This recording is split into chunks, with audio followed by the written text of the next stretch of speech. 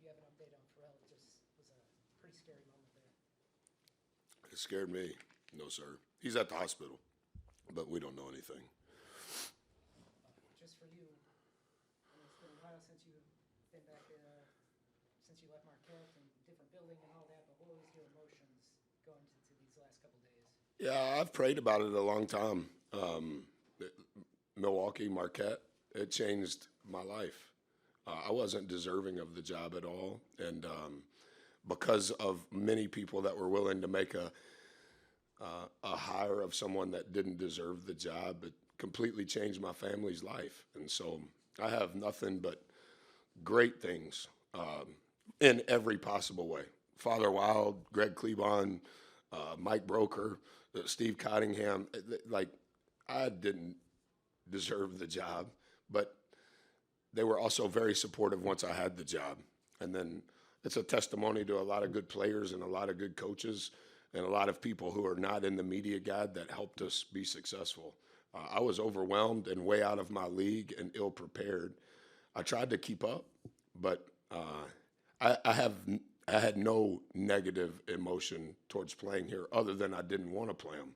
I think Coach Smart's a Hall of Fame coach, sincerely. 17 years, he's under 50. He's won 370 plus games. He's already been to a Final Four. And I think how they're doing it in 2025 takes a lot of guts too. And I think who he is and how they've built this in the time that he's been here is very reflective of what I remember Marquette and its values being. Over in the blue jacket.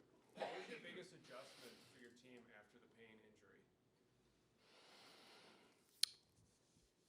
I was a little caught off guard. Obviously, we have 15 new players, and this is the second week of the season. Gochi followed us here. He's the only player that followed us here that has played for us this season.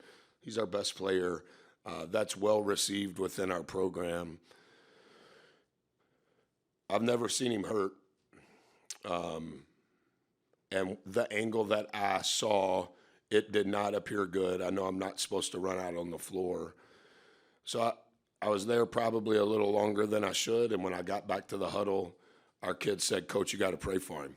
And so I don't mean this condescending. I didn't talk about ball. We just prayed for him.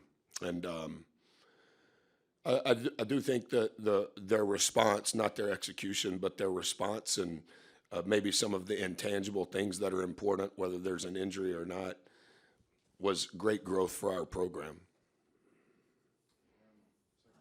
You guys are normally a really good offensive rebounding team. Marquette, one of their weaknesses today was sort of flipped, but you were able to get the win. What does it say about your team that despite getting dominated on the offensive glass, you can come away with 89 points?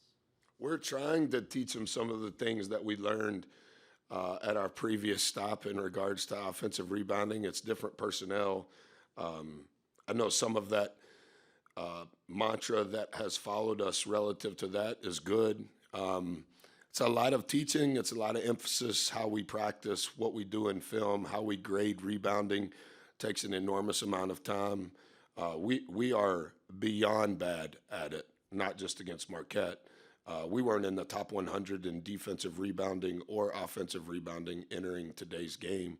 And so I would say we're not in the top 200 after this contest. I think we had 0 offensive rebounds at half, so our offensive rebound percentage was 0. And Marquette's offensive rebound percentage, hence our defensive rebound percentage, they got more of their misses than we did. So I think we were defensive rebounding 43%. So in the last 2 years, being first in offensive rebounding meant that your offensive rebounding percentage number needed to start with 4.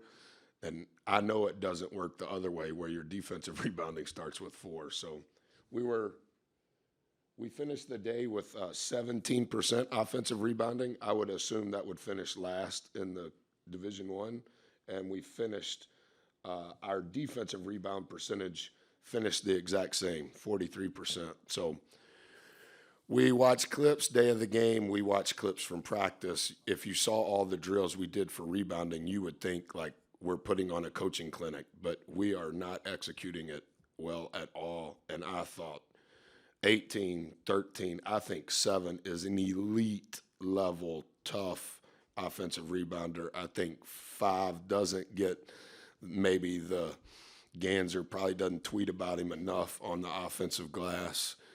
9, 8. I didn't know if I think it's 8. Yeah. I wasn't sure about 8 as an offensive rebounder, but those other guys, like, they just whipped us. They almost had as many offensive rebounds as they did defensive rebounds. Just awful. We got time for one or two more. You guys obviously trailed 64-60 and then went on that 12-0 run and kind of never looked back from there. Just what did you kind of see from your group? I think the thing that we've struggled with, like any coach would tell you in their second week of the season, is you can't give the ball to the other team. And we did a better job in the first half of at least not giving it to them. That will help us in regards to our points per possession. Maybe we'll get an offensive rebound next week, but also we're so reliant on free throw makes. So we didn't give it to them as much in the first half. And then I thought we started the second half as if we were just really happy that it was tied at halftime.